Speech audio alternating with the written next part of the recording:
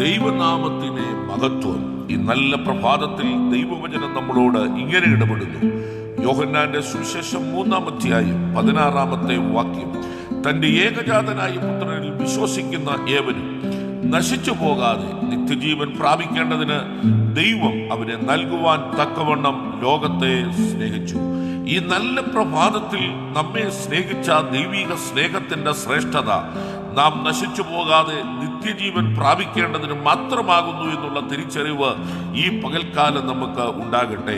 നമ്മെ സ്നേഹിക്കുന്ന, നാം സ്നേഹിക്കുന്ന പലവിധമായ സ്നേഹങ്ങൾ ലോകത്തിൽ വിവിധ നിലവാരങ്ങളിൽ ലഭിക്കുമ്പോൾ നമുക്ക് വേണ്ടി പ്രാണനെ തന്ന ക്രിസ്തുവേശുവിനോടുള്ള നിത്യസ്നേഹം നാം കൈവിടാതെ കാത്തു സൂക്ഷിക്കേണ്ട ഒരു പകലാണ്. ആകയാൽ നമുക്ക് ഈ പകൽ ഒരുമിച്ച് പ്രാർത്ഥിക്കാം. പരിശുദ്ധ പിതാവേ, നിന്റെ ദാസനി ജനത്തെ അനുഗ്രഹിച്ചു പ്രാർത്ഥിക്കുന്നു യേശുവിന്റെ നാമത്തിൽ തന്നെ.